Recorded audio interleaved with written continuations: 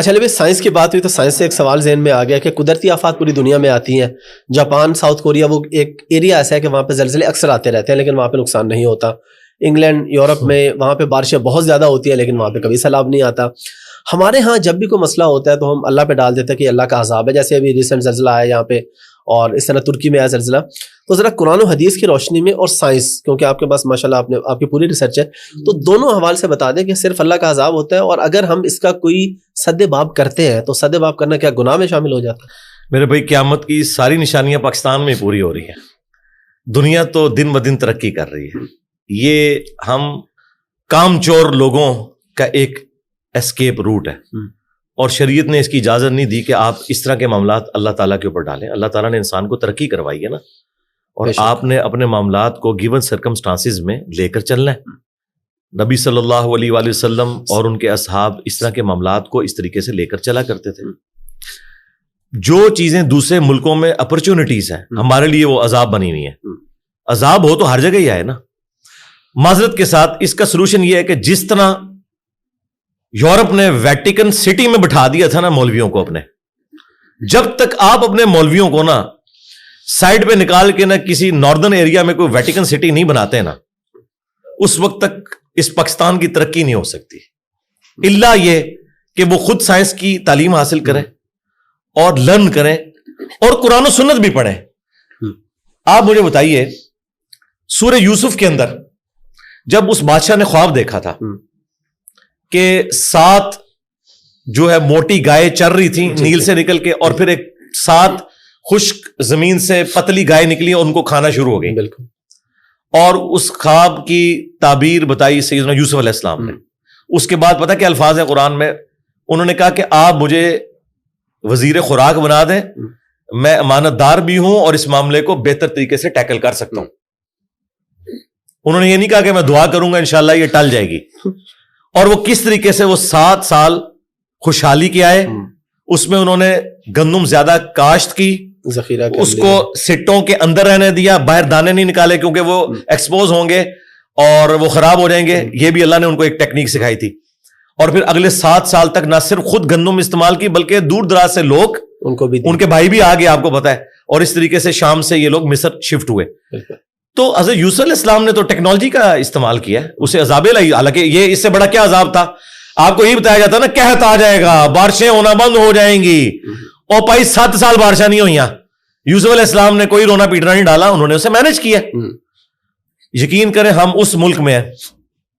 آپ کے plate form سے میں پاکستانی نیشن تک یہ پیغام پہنچاؤں گا، اللہ کے بندو آپ اس ملک میں ہیں جہاں 330 دن سورج نکلتا ہے، سولر انرجی آپ کے پاس اویلیبل ہے.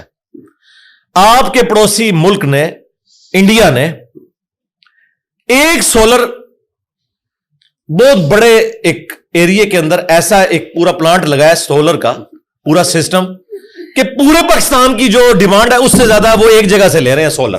اچھا جی 22,000 میگا واٹ ایک جگہ سے لے رہے ہیں صرف سولر سے. ابھی ونڈ انرجی الگ سے. اور چائنا میں آپ چلے جائیں، وہ تو کہہ رہے ہیں 2060 تک ہم گرین انرجی کریں گے. سعودی عرب جن کو آپ کہتے ہیں عربی بڑتم آ گئے، سرکار وہ گندم ایکسپورٹ کر رہے ہیں، پھل ایکسپورٹ کر رہے ہیں، مچھلی ایکسپورٹ کر رہے ہیں. ریتلی زمینوں میں کیا انہوں نے جنگل میں منگل کر دیا. اور ہم ابھی تک اس چکر میں ہیں کہ فوج کا سیاست میں کردار ہونا چاہیے یا نہیں ہونا چاہیے، جوڈیشری کو لچ تلنا چاہیے یا نہیں تلنا چاہیے. ہمارے یہ مسئلے ہیں میرے بھائی. ہم ان مسئلوں سے جب تک باہر نہیں نکلتے ہم کچھ نہیں کر سکتے. تو جس ملک میں 330 دن سورج نکلتا ہے، اس ملک میں جن لوگوں نے کروڑوں کی گاڑیاں رکھی ہوئی ہیں، کروڑوں کے بنگلے بنائے ہوئے ہیں، 20-25 لاکھ روپے کا 10 kVA کا ایک سسٹم اپنے گھر میں نہیں لگا سکتے تاکہ وہ بجلی جو وہ یوز کر رہے ہیں وہ غریب کو ملے. آج بھی گورنمنٹ جو آپ کو 25 روپے کا یونٹ دے رہی ہے نا، گورنمنٹ کو وہ 40 سے 50 روپے کا پڑتا ہے. اوپر صدقہ خیرات کا 15 روپے گورنمنٹ آپ کو سبسڈائز کر کے دیتی ہے.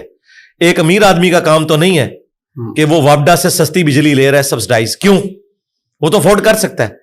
جو 1 کروڑ کی گاڑی افورڈ کر سکتا ہے وہ 20 لاکھ کا سولر سسٹم نہیں اپنے گھر لگا سکتا.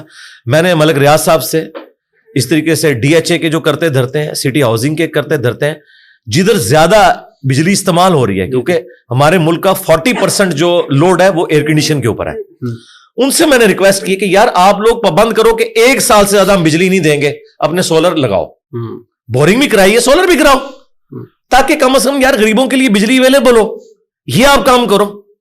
تو مجھے اس سے ہے کہ وہ اپرچونٹی بناتے ہیں, یعنی دنیا پانی سے ڈیم بناتی ہے, ہم پانی کو ڈیم بنانے کی بجائے وہ غریبوں کے اوپر چھوڑ دیتے ہیں, ان کی فصلیں برباد کرتے ہیں, اور پھر اس نام کے اوپر ہم دوسرے ملکوں سے چندے ہتھیاتے ہیں, اور وہ چندے بھی جو ہتھیاتے ہیں نا وہ بھی اپنے اوپر لگاتے ہیں. آپ دیکھیں وہ ہمارے وہ جو بھائی ہیں ARY کے اوپر پروگرام کرتے ہیں, شاہ جی کیا نام ہے ان کا, اقرار بھائی, انہوں نے جو پروگرام کیا یار میرے تو آنسو آ گئے. یار کتنے ظالم ہیں یہ سندھ کے آفیسرز کہ وہ امداد کے کمبلوں کو اور وہ سامان کو کس طریقے سے بیچ رہے ہیں, اور غریبوں تک پہنچ ہی نہیں رہا جن کے نام کے اوپر وہ آیا ہے. تو یہ کیا سمجھتے ہیں یہ بچ جائیں گے؟ بخاری مسلم میں حدیث ہے کہ بدترین گڈریا وہ ہے جو حکمران ہے. جس طرح ایک گڈریا بھیڑ بکریوں کے اوپر ہے نا, سب سے بدترین گڈریا وہ ہے جو حکمران ہے. اگر اس نے انصاف نہ کیا اس پہ جنت حرام ہو جائے گی. یہ گڈریا تو دنیا میں نقصان اٹھائے گا نا, جو حکمران ہے وہ نہیں بچنے کا. یہ حکمران یہ نہ سمجھے کہ ہماری ذمہ داری نہیں ہے, نہیں. سرکار جس طریقے سے تم لوگ ایفرٹ کر کے پرائم منسٹر بننے کی کوشش کرتے ہو تو کیا سمجھتے ہو کہ تمہاری پکڑ نہیں ہوگی؟ یقین کریں کہ یہ لوگ عام انسان بن کے رہے نا تو جنت میں جانے کے چانسز ہیں. یہ اگر کسی پوسٹ میں بیٹھ گئے جہنم ان کی کنفرم ہے اگر یہ لوگ انصاف نہ دے سکے. تو اس اعتبار سے ہمارے ملک کے اندر عذابات کو بجائے اللہ تعالیٰ پہ ڈالنے کے, اللہ تعالیٰ نے یہ اپرچونٹی آپ کو دی ہے, اس کو آپ اویل کریں. میں تو کہتا ہوں کہ جو کچھ امریکہ میں ہو رہا ہے, ٹورنیڈوز وہاں پہ آتے ہیں, اچھا وہاں پہ سمندری طوفان آتے ہیں, تو وہ تو کئی سو سال سے اللہ کے عذاب میں, لیکن انہوں نے اسے اپرچونٹی بنایا ہوا ہے, سب کچھ مینج کیا ہوا نا انہوں نے. جاپان دیکھیں اتنے زلزلے آتے ہیں لیکن ان کی بلٹ ٹرین جو ہے نا وہ ڈسٹرب نہیں ہوتی, وہ فوراً رک جاتی ہے. وہ آپ ویڈیوز دیکھیں کس طرح انہوں نے وہ الارم سسٹم بنایا ہوا ہے. تو سرکار انہوں نے کر دیا, سب کچھ کر کے بتایا. تو یہ ہماری صرف کمزوریاں ہم نے اللہ تعالیٰ پہ ڈالی ہیں. اللہ تعالیٰ پہ ضرور ڈالیں لیکن ارادوں کے, محنتوں کے ٹوٹنے کے بعد. ہاں وہ مسلم شریف میں حدیث ہے, کتاب القدر جو ڈیسٹنی کا چیپٹر ہے, تقدیر کا, اس کی آخری حدیث ہے, وہ میری فیوریٹ حدیث ہے. اے ابو ہریرہ, جو چیز تجھے دنیا میں نفع دے اس کے لیے پوری کوشش کرنا, سستی نہ کرنا, کاہلی نہ کرنا, پھر اللہ سے مدد مانگنا. اللہ سے مدد بعد میں, یہ نہیں کہ خالی پیپر دے کے تو دروشی پڑھ کے پھونک کے آ جاؤ انشاءاللہ فیل ہوئے گا, بسم اللہ پڑھ کے ساکٹ میں 2 انگلیاں دو انشاءاللہ مر جائیں گا. اور اس کے بعد بھی اگر رزلٹ تمہارے خلاف آئے تو یہ نہ کہنا کہ اگر یہ ہوتا تو اگر وہ ہوتا, پھر کہنا جو اللہ کی مرضی.